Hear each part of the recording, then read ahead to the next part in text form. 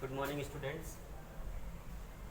पिछले वीडियो में हमने पढ़ा कि दो बिंदु आवेशों के निकाय की स्थितिज ऊर्जा, जो वैद्युत स्थितिज ऊर्जा होती है, वो कितनी होती है, उसका हमने सूत्र ज्ञात किया।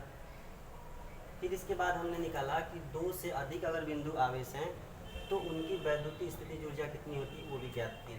अब हम पढ़ेंगे कि एक समान वैद्युत क्षेत्र में अगर कोई वैद्युत द्विध्रुव है रखा हुआ है, उसको घुमाने में कितना कार्य करना पड़ता है, उसका मान हम ज्ञात करेंगे। तो इसके लिए मानते हैं कि दो बिंदु आवेश हैं। जो एक वैद्युत द्विध्रुव है वो प्लस क्यू और माइनस क्यू आवेशों से मिलकर बना है और इन दोनों आवेशों के बीच की दूरी कितनी है, 2l है। ये जो आवेश हैं, ये डिस्टेंस कितना है, 2l है। और ये एक समान वैद्युत क्षेत्र E में, ये क्षेत्र की दिशा है, वैद्युत क्षेत्र E में क्षेत्र से थीटा कोण बनाते हुए रखा गया है। ये वैद्युत क्षेत्र की दिशा है इस साइड में, दाहिने तरफ। तो ये दोनों आवेश हैं, ठीक है। तो अगर हम बात करें धनावेश पर बल लगेगा, ऋणावेश पर भी बल लगेगा। मतलब जब दो बिंदु आवेश हैं और कोई वैद्युत क्षेत्र में रखा जाता है तो उन पर क्या लगता है, वैद्युत क्षेत्र के कारण एक बल लगता है और उस बल का मान होता है F बराबर Q इंटू E, ठीक है। अगर धनावेश पे बात करें तो धनावेश पर जो बल लगता है वो वैद्युत क्षेत्र की दिशा में लगता है और जो ऋणावेश पर बल लगता है वो वैद्युत क्षेत्र के विपरीत दिशा में लगता है। अच्छा, इसमें हम ये मानते हैं कि जो माइनस क्यू आवेश है वो बिंदु B पर स्थित है और जो प्लस क्यू आवेश है वो बिंदु A पर स्थित है। तो अगर इस पर लगने वाले बल की बात करें तो ये जो धनावेश पर लगने वाला बल होगा वो वैद्युत क्षेत्र की दिशा में, ये दिशा हो जाएगी इस पे लगने वाले बल की दिशा। और ऋणावेश पर लगने वाले बल की दिशा ज्ञात करेंगे तो वो परिमाण तो उतना ही होगा, F बराबर Q इंटू E, लेकिन इसकी दिशा हो जाएगी वैद्युत क्षेत्र के विपरीत ओर। अब हम मानते हैं, ये तो हमने लिख लिया कि माना एक वैद्युत द्विध्रुव जो प्लस क्यू और माइनस क्यू आवेशों से मिलकर बना है, जिनके बीच की दूरी 2l है और ये बिंदु आवेश क्रमशः बिंदु A व B पर स्थित हैं और इस वैद्युत द्विध्रुव को किसी वैद्युत क्षेत्र E में क्षेत्र से थीटा कोण बनाते हुए रखा गया है। इस वैद्युत द्विध्रुव का जो वैद्युत द्विध्रुव आघूर्ण होता है P, वो है 2ql एवं इस पे लगने वाले, अच्छा इसको अगर हम इस तरह छोड़ेंगे तो क्या लगेगा, ये बल लगेगा और इस बल के कारण इस वैद्युत द्विध्रुव को ये बल क्या करेगा, वैद्युत क्षेत्र की दिशा में घुमाने का प्रयत्न करेगा। जो हमने पिछली क्लास में, पिछले चैप्टर में पढ़ा है कि जब बल लगेगा और दोनों समांतर बल है, दोनों की क्रिया रेखाएं अलग अलग हैं, तो ये दोनों बल एक बल युग्म का निर्माण करते हैं और वो जो बल युग्म का गुण होता है टाउ बराबर वो होता है PE साइन थीटा। ये हमने पिछली क्लास में पढ़ा था, इसका डेरिवेशन में किया था कि जब किसी वैद्युत द्विध्रुव को किसी एक समान चुंबकीय क्षेत्र E में क्षेत्र से थीटा को बनाते हुए रखा जाता है तो उस पर लगने वाला जो बल युग्म का आघूर्ण होता है टाउ, उसका मान होता है टाउ बराबर PE साइन थीटा। अब ये लिखते हैं कि अच्छा ये जो बल युग्म का आघूर्ण है ये क्या करेगा, इस वैद्युत द्विध्रुव को घुमा के क्या करेगा, वैद्युत क्षेत्र की दिशा में लाने का प्रयत्न करेगा। तो इस वैद्युत द्विध्रुव को, ये जो वैद्युत द्विध्रुव है, वैद्युत द्विध्रुव को अत्यंत सूक्ष्म कोण बाह्य स्रोत द्वारा अत्यंत सूक्ष्म कोण d थीटा, अगर थीटा है तो इसको थोड़ा सा d थीटा कोण, अत्यंत सूक्ष्म कोण d थीटा से घुमाने पर, अगर इसको हम घुमाना चाहते हैं d थीटा से, तो घुमाने पर किया गया कार्य क्या होगा, किया गया कार्य, और जो कार्य करेंगे उसी को ज्ञात करना है। तो जो किया गया कार्य dw होगा वो हो जाएगा टाउ इंटू डी थीटा।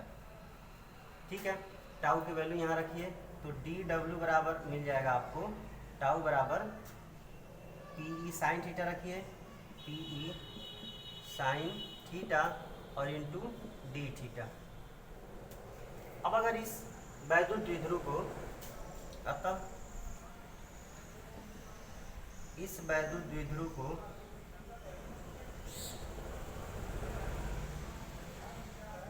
वैद्युत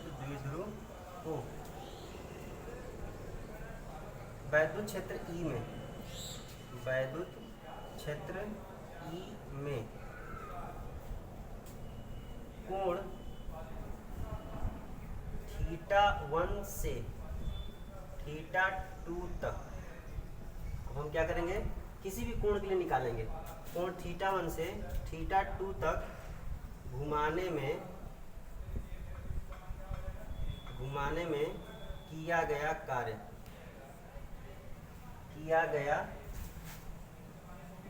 कार्य, और इस कार्य को अगर हमको निकालना है तो क्या करेंगे, ये जो समीकरण मिला है, समीकरण नंबर 1 इसको मान लेते हैं, तो इस समीकरण का क्या करेंगे, समाकलन करेंगे, कहाँ से कहाँ तक, तो θ1 से θ2 तक इसका हम समाकलन करेंगे तो पूरा कार्य निकलेगा। तो किया गया कार्य जो W होगा वो समाकलन कर देंगे θ1 से लेकर के θ2 तक इसका dW का। अब इसको हम अगर ऊपर लिखते हैं तो अगर इस कार्य की dW का वैल्यू रखेंगे तो ये W बराबर मिल जाएगा आपको समाकलन θ1 से θ2 तक वैल्यू रखेंगे तो ये हो जाएगा P E sine theta D theta. ठीक है, अब जो कांस्टेंट वैल्यू है, जो नियतांक होता है, उसको क्या कर लेते हैं, समाकलन से बाहर कर लेते हैं, तो ये हो जाएगा P इंटू ई और समाकलन हो जाएगा θ1 से θ2 तक किसका, साइन थीटा डी थीटा का। अब आप जानते हैं कि साइन थीटा का समाकलन क्या होता है, तो साइन थीटा का समाकलन यहाँ लिख लेते हैं बगल में, समाकलन sine theta is equal to होता है माइनस कॉस थीटा, तो उसी को यहाँ पे रखिए, तो W बराबर मिल जाएगा आपको पी ई और इसके बाद लिखेंगे ब्रैकेट में माइनस कॉस थीटा, और पहले लोअर लिमिट θ1 और अपर लिमिट कितना है, θ2 है। चलिए इसको हल करते हैं अगर, तो ये हो जाएगा आपका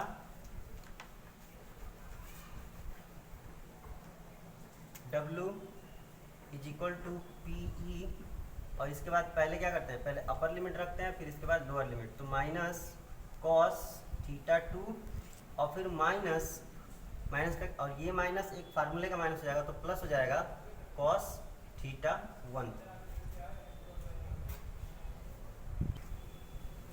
ये हो जाएगा W is equal to P E, और जरा इसको पहले लिखिए, इसको बाद में लिखेंगे, तो ये हो जाएगा cos θ1 और माइनस cos θ2। ये तो हो गया कार्य का व्यापक फार्मूला, इसके द्वारा हम किसी भी कोण के लिए निकाल सकते हैं कि कितना पे घुमाएंगे कैसे होगा। ठीक है, यहाँ पे जरा देखिए एक बात, मानते हैं प्रारंभ में, अच्छा इसका मात्रक क्या हो जाएगा, क्योंकि कार्य है तो मात्रक जूल होगा। प्रारंभ में वैद्युत द्विध्रुव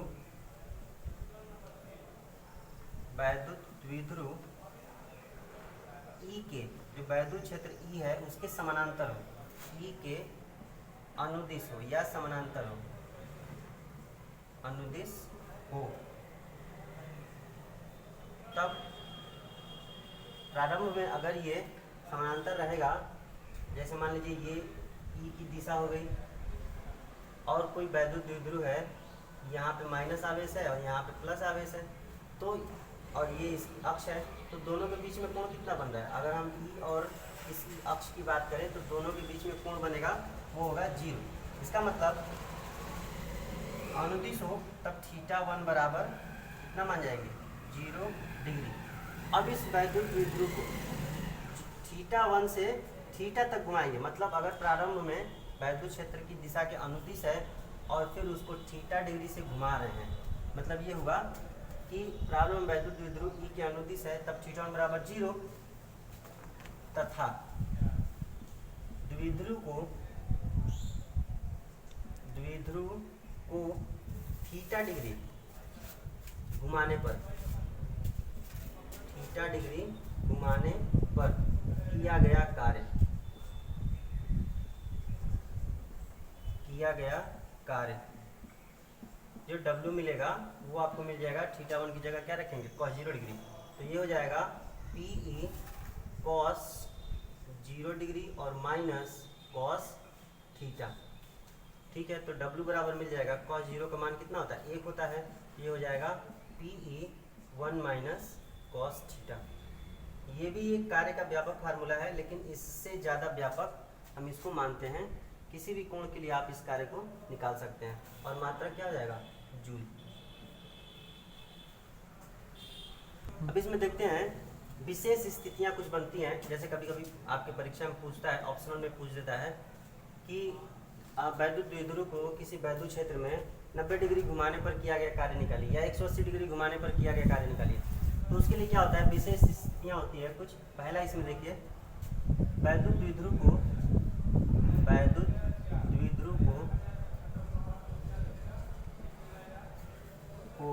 थीटा बराबर 0 से या थीटा 1 बराबर 0 से थीटा 2 बराबर 90 डिग्री घुमाने में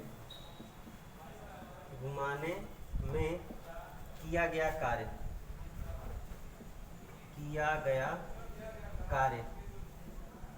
कहने का मतलब ये है कि अगर ये वैद्युत क्षेत्र की दिशा है, कोई वैद्युत द्विध्रुव इस तरह से है, ये माइनस है, ये प्लस है, इस तरह से अगर कोई वैद्युत द्विध्रुव है तो इसको क्या करेंगे, इसको हम घुमाएंगे ऐसे, और इसको ला करके किस कंडीशन में कर देंगे, इस कंडीशन में करने के लिए मतलब इसको 90 डिग्री घुमाने में कितना कार्य करना पड़ेगा। तो ये जो कार्य होगा वो हो जाएगा PE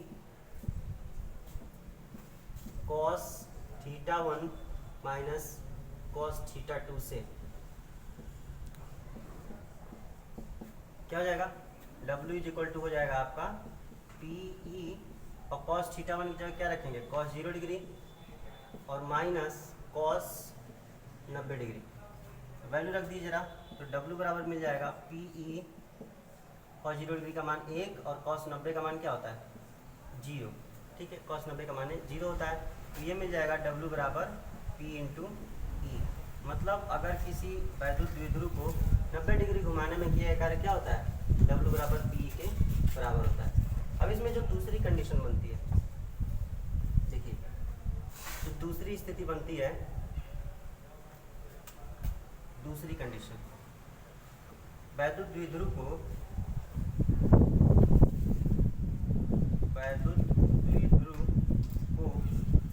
थीटा 1 बराबर 0 डिग्री से थीटा 2 बराबर 180 डिग्री घुमाने में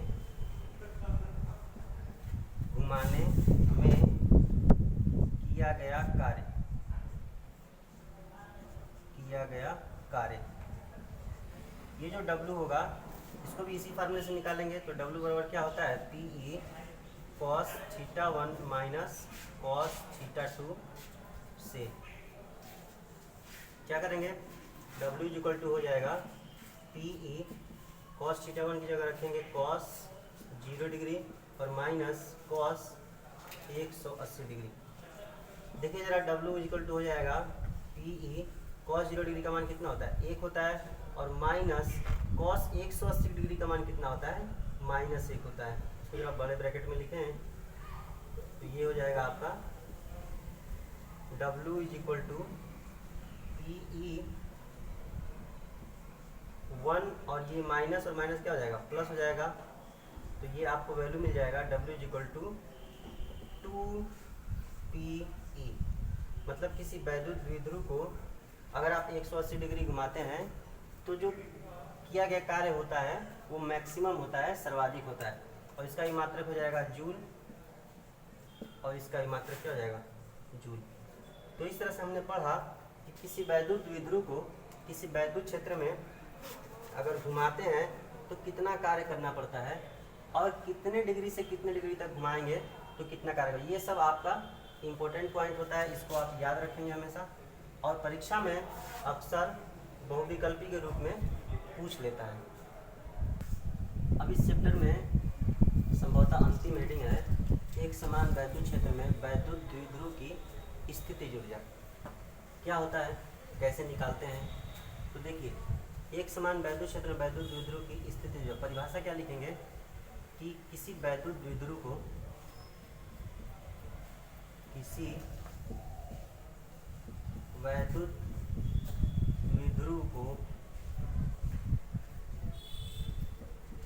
अनंत से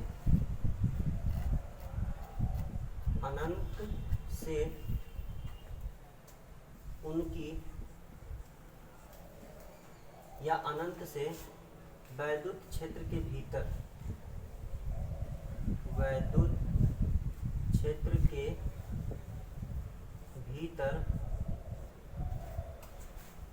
उनकी वर्तमान स्थिति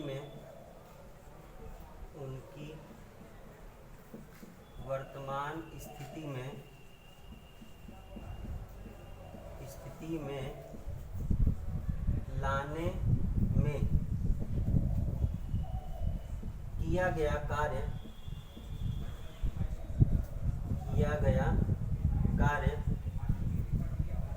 उस वैद्युत द्विध्रुव में जो कार्य होता है, उस द्विध्रुव में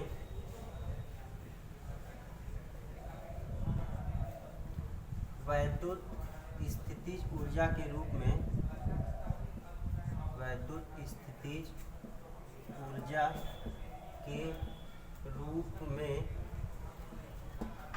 संचित हो जाता है।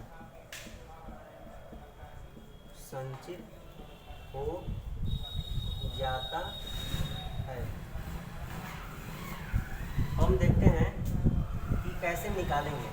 तो इसको हम दो भागों में निकालते हैं। सबसे पहले क्या करेंगे, किसी वैद्युत द्विध्रुव को अनंत से किसी वैद्युत क्षेत्र के लंबवत लाकर रखने में जो किया गया कार्य होगा W1, उसको निकालेंगे। इसके बाद उस लंबवत दिशा से सबसे पहले क्या करेंगे, देखिए, किसी वैद्युत द्विध्रुव को अनंत से लाएंगे और उसको वैद्युत क्षेत्र के लंबवत व्यवस्थित करेंगे। सबसे पहले इस कंडीशन में लाएंगे। इसमें ऐसा करने में जो किया गया कार्य होगा W1 तथा इस वैद्युत द्विध्रुव को अब क्षेत्र की दिशा से थीटा को घुमाएंगे। तो अब इसको थीटा डिग्री घुमाने पर ये कहाँ चला जाएगा, यहाँ चला जाएगा, ये आ जाएगा यहाँ पर। तो थीटा डिग्री घुमाने पर जो किया गया कार्य होगा उसको निकालेंगे। वो अगर है W2, तो जो टोटल जो कार्य होगा W1 प्लस W2 यही हो जाएगा उस वैद्युत द्विध्रुव की वैद्युत स्थितिज ऊर्जा। अब देखिए क्या होता है कि जब किसी वैद्युत द्विध्रुव को अनंत से लाएंगे, ला करके वैद्युत क्षेत्र के लंबवत अगर व्यवस्थित करेंगे तो W1 क्या हो जाएगा, 0 हो जाएगा। ऐसा इसलिए होगा क्योंकि आप जानते हैं, अभी हम बताए हैं पिछली वीडियो में कि जो धनावेश होता है उस पे उसको वैद्युत क्षेत्र में, या उसको एक, जैसे मान लीजिए कि ये धन है, दूसरा भी धन है, इसको अगर इसके पास लाते हैं तो क्या होगा, इसकी ऊर्जा क्या होती है, बढ़ती है। और अगर ये ऋणावेश है, मतलब इस कंडीशन में क्या होता है कि बाह्य स्रोत द्वारा कार्य करना पड़ता है, तो इस निकाय की ऊर्जा क्या होती है, बढ़ जाती है। लेकिन अगर ये निगेटिव है तब क्या होगा, ये खुद ही खींचेगा। ऐसा करने में बाह्य स्रोत द्वारा कोई कार्य नहीं करना पड़ेगा, इसकी ऊर्जा घट जाएगी। तो अगर हम देखते हैं तो एक धन आवेश पे स्रोत द्वारा कार्य करना पड़ता है और ऋण आवेश पर स्रोत स्वयं कार्य करता है। दोनों ही आप कार्य हैं और प्लस दोनों का परिमाण क्या होता है, एक धनावेशित रहेगा और एक ऋणावेशित रहेगा, और दोनों को समान विस्थापन में, अगर इसको घुमाएंगे ऐसे लाएंगे, इसको घुमाएंगे ऐसे लाएंगे, तो जो दोनों का विस्थापन होता है वो समान होगा, तो किया गया कार्य भी क्या हो जाएगा, विपरीत हो जाएगा। ठीक, तो इसलिए W1 क्या हो जाएगा, 0 हो जाएगा। अब W2 की बात करेंगे अगर, तो W2 की बात करेंगे तो क्या हो जाएगा, 90 डिग्री से थीटा डिग्री तक घुमाने में किया गया कार्य। इसका मतलब θ1 बराबर 90 डिग्री रखेंगे और θ2 बराबर थीटा डिग्री रखेंगे, तब जो कार्य होगा उसको निकालेंगे, फिर दोनों को जोड़ देंगे। तो जो W होगा वो हो जाएगा इस कंडीशन में W2 PE cos 90 डिग्री और माइनस cos थीटा डिग्री। ठीक है, तो W2 लिख सकते हैं PE और cos 90 का मान कितना होता है 0 और माइनस cos थीटा। तो 0 में से घटाएंगे इसको तो माइनस cos थीटा हो जाएगा। तो W2 बराबर मिल गया आपको माइनस PE cos थीटा। अब जरा इस वैल्यू को उठाकर यहाँ रखिए तो पूरे निकाय की मतलब जो वैद्युत द्विध्रुव है उसकी स्थिति जो U होगी वो क्या हो जाएगी 0 और प्लस W2 के बराबर, यानी कि 0 और प्लस W2 क्या है माइनस में PE cos थीटा, और इस माइनस को बाहर करेंगे तो U बराबर मिल जाएगा आपको माइनस PE cos थीटा। तो ये होता है आपके किसी वैद्युत द्विध्रुव की वैद्युत स्थितिज ऊर्जा U बराबर माइनस PE cos थीटा, और इसका मात्रक क्या हो जाएगा जूल हो जाएगा। अब इसमें देखिए क्या होता है, ये तो निकल गया आपका वैद्युत स्थितिज ऊर्जा किसी वैद्युत द्विध्रुव की U बराबर माइनस PE cos थीटा। इसमें कुछ स्थितियाँ होती हैं जो आपसे परीक्षा में कभी कभी पूछता है बहुविकल्पी में, विशेष स्थितियाँ। कौन कौन सी स्थितियाँ हैं? पहली स्थिति है यदि द्विध्रुव अस्थाई संतुलन में हो, अस्थाई संतुलन की अवस्था में हो,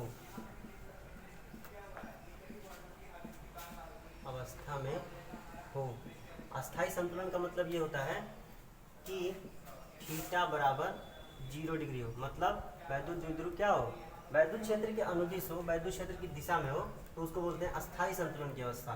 तो उस समय क्या हो जाएगा U बराबर हो जाएगा माइनस PE cos 0 डिग्री, और cos 0 डिग्री का मान 1 होता है, तो यहाँ से मिल गया आपको U बराबर माइनस PE। ठीक है, दूसरी कंडीशन क्या बनती है, दूसरी का ये तो पहला हो गया माइनस PE, उसकी जो ऊर्जा होगी वो माइनस PE के बराबर हो जाएगी। दूसरी कंडीशन है यदि द्विध्रुव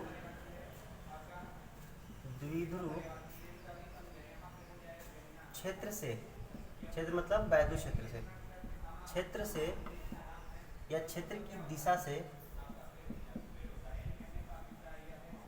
क्षेत्र की दिशा से लंबवत हो, क्षेत्र की दिशा से लंबवत हो, तब थीटा बराबर कितना हो जाएगा थीटा बराबर 90 डिग्री। तो U हो जाएगा U हो जाएगा माइनस PE और cos 90 डिग्री। cos 90 डिग्री का मान कितना होता है 0 होता है, तो U बराबर क्या मिल जाएगा 0। तो उस कंडीशन में उस द्विध्रुव के पास कोई भी ऊर्जा नहीं होगी, तो यहाँ पे लिख लेंगे cos 90 degree is equal to 0। ठीक है, और यहाँ पे होता है cos 0 degree is equal to 1। तीसरी कंडीशन क्या बनती है, तीसरी कंडीशन देखिए, यदि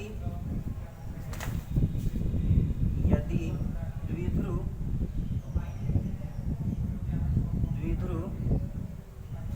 अस्थाई संतुलन में हो, अस्थाई संतुलन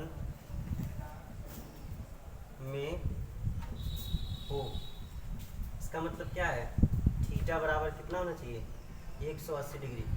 अस्थाई संतुलन का मतलब थीटा बराबर 180 डिग्री, और अस्थाई संतुलन का मतलब थीटा बराबर 0 डिग्री। तो जब थीटा बराबर 180 डिग्री हो जाएगा तब U बराबर क्या हो जाएगा माइनस PE cos 180 डिग्री, और cos 180 डिग्री का मान कितना होता है cos 180 डिग्री का मान होता है -1, अभी हमने बताया थोड़ी देर पहले। तो U बराबर मिल जाएगा आपको माइनस PE इंटू -1, और ये हो जाएगा U बराबर P इंटू E। उस समय जो ऊर्जा होगी वो मैक्सिमम होगी, यहाँ भी जूल लिख देंगे और यहाँ भी जूल लिख देंगे। तो इस तरह से हमने पढ़ लिया कि किसी वैद्युत द्विध्रुव को अगर एक समान वैद्युत क्षेत्र में रखेंगे तो उसके पास कितनी ऊर्जा होगी, अलग अलग स्थितियों में कितनी ऊर्जा होगी, उसका फार्मूला निकाल लिए। अब इस पे जो सवाल आता है परीक्षा में उसको हम आसानी से हल कर सकते हैं। धन्यवाद।